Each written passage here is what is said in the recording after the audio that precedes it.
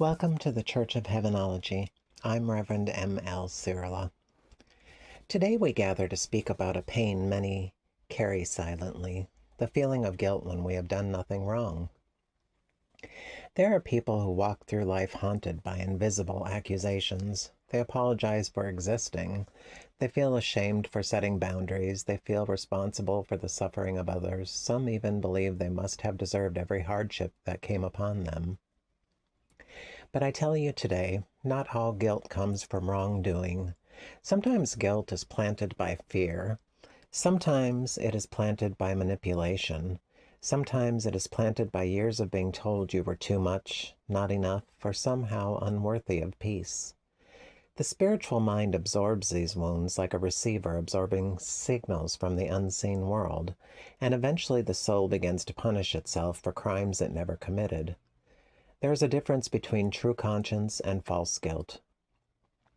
True conscience is sacred. It guides us when we genuinely harm another. It calls us back toward compassion, accountability, and spiritual growth.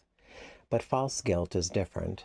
False guilt chains the spirit. It convinces innocent people that they are responsible for everything around them. It creates shame without wisdom, punishment without justice. And many sensitive souls experience this deeply. Why? Because spiritually aware people often feel the emotional energy of others. They absorb pain like a mirror absorbs light. Empaths, visionaries, and spiritually open individuals sometimes mistake what they feel for what they caused. But feeling pain does not mean you created it.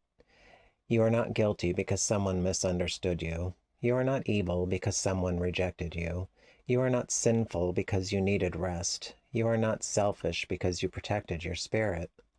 Even the heavens themselves contain storms, yet the stars remain pure. In Heavenology, we teach that the soul is not meant to live under constant condemnation. The divine source does not awaken consciousness merely to torture it with endless shame. The higher spiritual path is not about self-destruction. It is about awakening. There are dark energies in the world that thrive on false guilt. Fear-based systems often control people by making them believe they are permanently flawed. A guilty mind is easier to silence, easier to manipulate, easier to keep spiritually asleep.